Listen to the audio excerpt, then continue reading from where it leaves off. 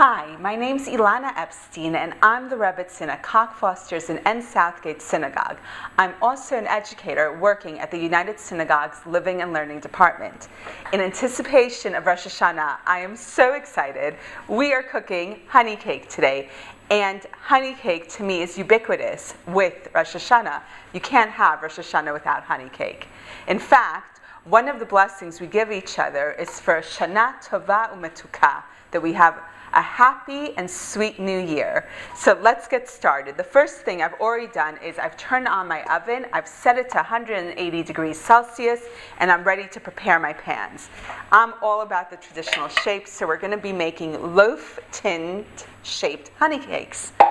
I'm going to use vegetable oil spray the bottoms of sides of the tins, and though you're going to think it won't fit, I've got these loaf tin liners that I'm going to put in, and they really don't fit, but they have a way of stretching out when you're ready for the batter to be poured in. So there we go, and time to make honey cake. So I'm going to start with the dry ingredients. I have flour here. Please don't worry about the recipe. You'll be able to find it at the United Synagogue website. This is just about the method. So I'm adding my flour. Here I have a tablespoon's worth of baking powder. It does seem like a lot, but we're making a lot of cake, so you're going to need it.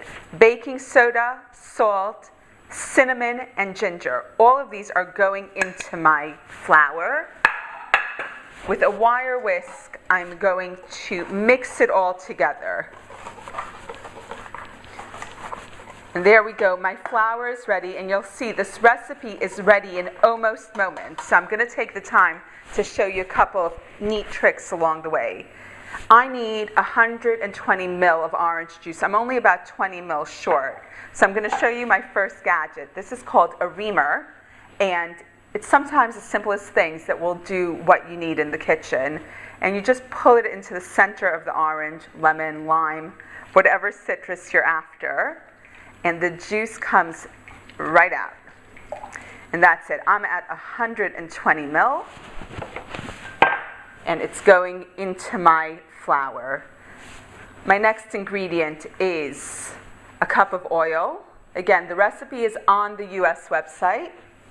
I need another, if I'm not mistaken, 230 ml. A lot of people use coffee in their honey cake. I prefer tea. So let's see what we do as I make a mess. So that looks nearly right. Just a drop more. It is actually just about a cup of tea. Nice and strong. Then we have some vanilla bean paste, which is going in there as well.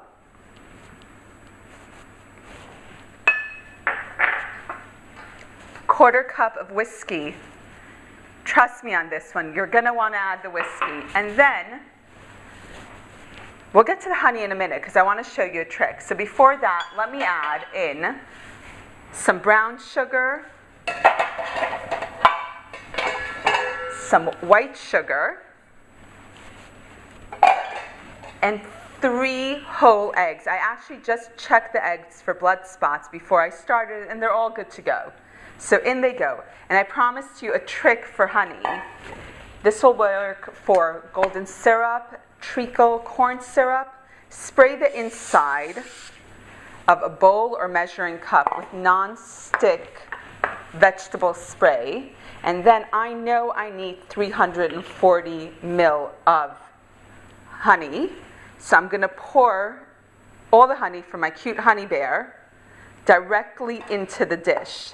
And what's going to happen is, because I put this greased, oily coating between the bowl and the honey's going to slip right out of the bowl, unlike inside the bear, where it's finding it challenging to come out. So here we go, and it slips right out. There we go. Honey cake will nearly be here. Give me another 3 minutes maybe, and we'll be putting this gorgeous, delicious, moist cake in the oven.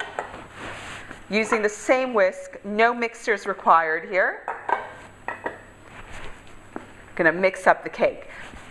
Interesting thing about honey is that prior to us having refined sugar or white sugar as we know it, the sweetener mostly used in cake was honey. And honey cake was something people ate all the time, not just for Rosh Hashanah. In fact, we're told that in cheders in the old country, they used to give honey cake as treats for children who learned their aleph-bet, the Hebrew alphabet. So now you can see that I have this spicy smelling, gorgeous cake batter. Now the way I'm going to get the cake batter into my pans is, as you see, I've made a mess, so I'm going to try to avoid more messes by pouring the batter into a measuring cup. And then from the measuring cup directly into the tin. And here we go. I'm going to fill it up. I know people are tempted to fill it up quite a bit. With a honey cake, because you remember the amount of baking powder we put in, I'm only going to fill it about halfway. Some more batter.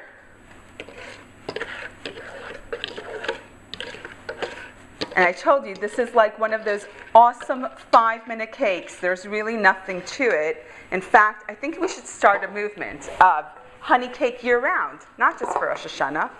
Who knows? Maybe it'll catch on. All right, nearly done. I promise I'll clean up soon. Here we go. Some more batter. And the way to check if the cake is done is actually, I know people like to stick knives in it, but my recommendation is use your fingers to press lightly on the top of the cake. If it springs back, it's done. If you can actually feel some wobbly bits underneath, then cook it for a little bit longer. So the cake is going to need about 45 minutes in an 180-degree oven. Hi, so it's been about 45 minutes and I'm going to check my cake.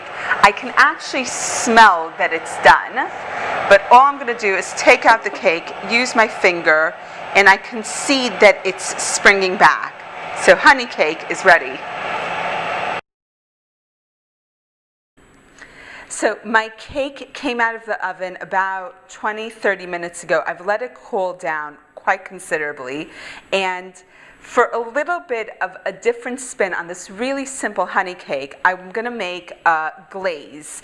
There's some icing sugar. There really isn't a set quantity, and I have some fresh squeezed orange juice.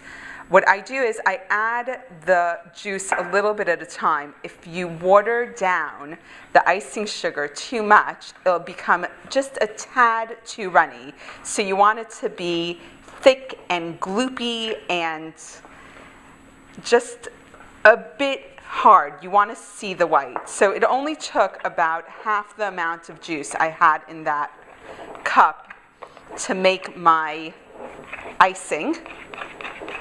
And we're almost there. It didn't take very much. And now you could go two ways. You could go the whole hog and pour the icing all over the cake, or you could drizzle. So let's start with the drizzle and see how that goes. All right. And I think doing it on the serving plate means that there's some icing on the plate. It looks pretty. And it really depends on how sweet you want the top of your cake. But seeing as this is for Rosh Hashanah, I'm going for the sweeter the better.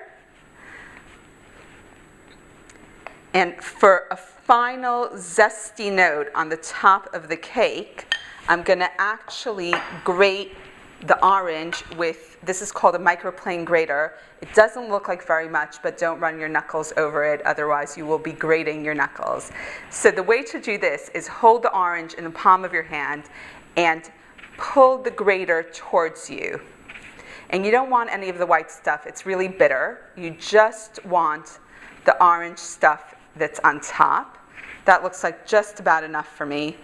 And I'm going to sprinkle it liberally on the cake.